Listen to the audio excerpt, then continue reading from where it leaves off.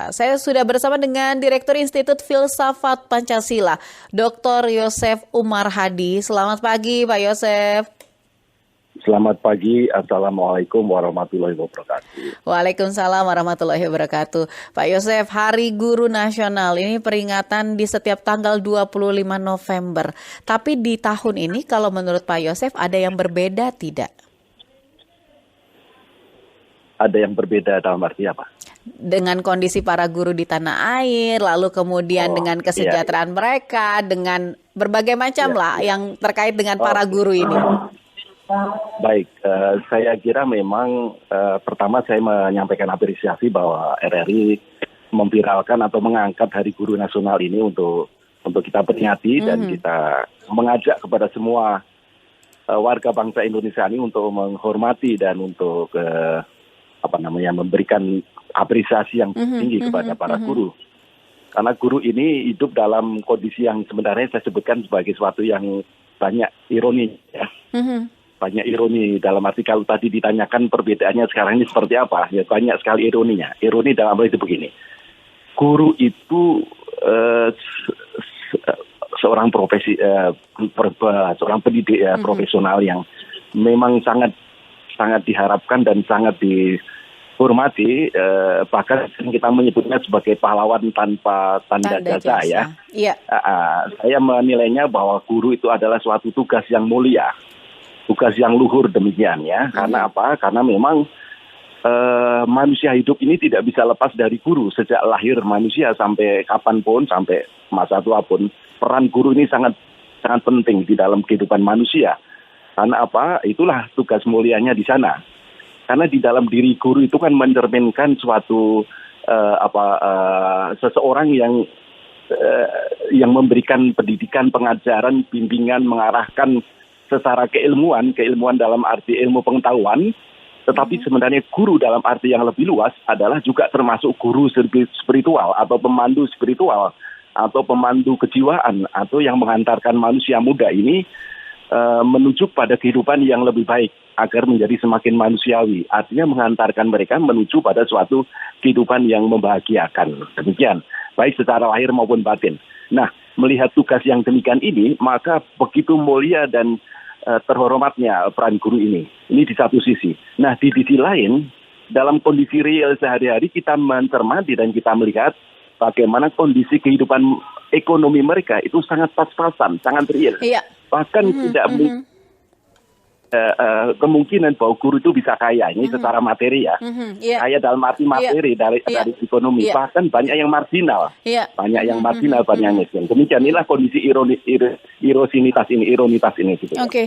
Berarti Pak Yosef, kan kalau kita lihat memang momen peringatan Hari Guru ini sering dimaknai secara sempit begitu dengan kegiatan-kegiatan seremonial begitu kan kita sering lihat. Padahal mungkin mereka tidak perlu terlalu banyak dipuji begitu kan, tapi mereka lebih butuh hal yang konkret. Implementasi kebijakan misalkan yang berpihak kepada para guru sehingga mereka mendapatkan kedudukan yang terhormat dan penting di masyarakat. Kalau catatan Pak Yosef sendiri soal berbagai macam kebijakan terkait dengan kesejahteraan para tenaga pendidik ini, tenaga pengajar atau guru ini, seperti apa di tanah air sampai dengan saat ini? Ya, boleh dikatakan saya kira banyak yang tidak akan membantah kalau saya mengatakan bahwa para guru kondisinya itu bukan jauh sih, tetapi rata-rata sebagai dalam kehidupan ekonomi pas-pasan lah. Bahkan juga mungkin ada yang di bawah UMR ya, ada yang di bawah upah minimum yang terjadi terutama kepada guru-guru yang berada di 3T terluar, terdepan dan terpinggir, yang daerah-daerah yang terpinggir itu masih sangat banyak kekurangan guru. Kemudian guru-guru SD, guru-guru PAUD, guru-guru TK, guru-guru yang rata-rata yang memang lebih banyak mereka itu mengedepankan, terutama guru-guru honorer juga ya. Mereka lebih mengedepankan semangat pengabdiannya, semangat kecintaannya kepada anak-anak muda, kepada generasi anak-anak muda ini yang membutuhkan sekali bimbingan dan pendidikan, pengetahuan dan teladan maupun contoh-contoh yang diberikan pada mereka. Sehingga dengan demikian maka tidak ada jalan lain kalau kita mau menghormati guru dalam Hari Guru Nasional ini, tiada lain adalah pertama-tama kita harus meningkatkan taraf kesejahteraan hidupnya secara seimbang. Itu yang pertama. Itu polisi nasional, kebijakan nasional kita, baik itu eksekutif maupun legislatif, harus memberikan dukungan penuh pada kondisi ekonomi mereka agar mereka itu bisa hidup tenang untuk keluarga dan untuk ekonominya, untuk alat-alat transportasinya, untuk segala macam lah supaya mereka bisa mengajar dengan tenang. Padahal mereka yang kita harapkan ya, kita harapkan. Itu yang pertama. Yang kedua, mereka juga membutuhkan adanya semacam penyegaran atau refreshing atau kualitasnya, ya, kualitas kemampuan mengajarnya. Kemudian dan sebagainya. Padahal juga menurut saya sebagai Direktur Institut Filsafat Pancasila masih kita harapkan dan kita bebani bahwa guru-guru ini harus sudah menjadi seorang Pancasilais sejati. Artinya dia harus menguasai dan memahami, menghayati, mendarah daging itu nilai-nilai Pancasila. Karena apa? Karena mereka agen-agen Pancasila nanti di dalam mentransferkan kepada anak-anak kita. Oke. Gitu. Dengan kondisi ini, Pak Yosef, bagaimana harusnya kita memaknai peringatan Hari Guru? Apa yang harus dilakukan oleh pihak-pihak yang terkait khususnya? Ya, pertama tentu tadi saya katakan kalau kita ingin memperingati para guru, saya tidak tega kalau mereka hanya peringatan, upacara, seremoni dan sebagainya. Itu yang pertama. Yang kedua, itu harus melakukan suatu perubahan revolusioner dari pemerintahan ini, maupun juga pemerintah pusat, pemerintah daerah, pemerintah kabupaten. Perubahan yang revolusioner artinya yang masif dan cepat gitu ya, untuk segera mengangkat taraf kehidupan mereka ya. Memberikan kebijakan-kebijakan melalui anggaran. Anggaran kan sudah cukup besar, 20% menurut konstitusi itu dipergunakan untuk pendidikan ya. Tidak hanya untuk pendidikan, tetapi kesejahteraan guru adalah yang utama itu. Karena guru ini adalah yang paling terdepan. Guru banyak memang tidak hebat, tetapi tidak ada orang hebat tanpa melalui guru. Ya. Dan begitu kan yang terjadi. Gitu. Pak Yosef, bagaimana juga mendorong para guru ini untuk bisa selalu dan lebih ya Pancasilais lagi ke depan dengan semua kondisi ini? Betul. Ya. Bagaimana langkahnya kalau menurut Pak Yosef? Bagaimana kita bisa mendorong mereka untuk bisa lebih Pancasilais lagi ke depan? Jadi maka nanti siang ini saya akan mengadakan webinar dengan tema peran guru dalam negara Pancasila. Jadi guru yang kita harapkan di Indonesia ini tidak hanya guru pada umumnya ya, tapi guru yang nantinya dia sudah khatam betul, sudah menguasai betul. Dia adalah, saya mengatakan guru itu adalah simbolisasi daripada manusia Pancasila. Artinya apa? Simbolisasi manusia Pancasila, karena di dalam kepribadian guru, di dalam karakter dan jiwa guru maupun di dalam keterampilan dan kemampuannya itu sudah betul-betul memahami betul nilai-nilai yang selama ini menjadi nilai-nilai dasar filosofis sebagai bangsa Indonesia. Jadi contoh manusia Pancasila bagi saya adalah guru. Nah, guru inilah yang akan nantinya itu menanamkan nilai-nilai Pancasila kepada anak didik kita. Jadi oleh karena itu guru tidak hanya kita ingin kita latih atau kita berikan penyegaran dalam arti ilmu pengetahuan umum, pengetahuan pada umumnya, tetapi secara khusus juga diberikan keterampilan dan pemahaman mengerti dan memahami baik secara ontologis, secara epistemologis dan secara aksiologis. Ini saya bisa jelaskan nanti kenapa saya mengatakan begitu.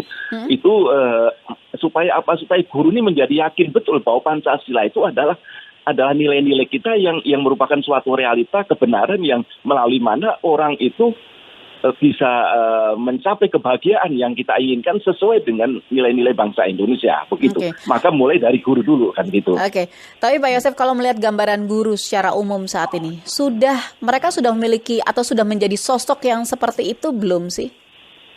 Ya, saya belum bisa mengatakan sudah cukup memuaskan, juga belum. Memang masih banyak memerlukan upaya-upaya yang serius dan yang sungguh-sungguh ya untuk apa yang tadi saya sampaikan tadi.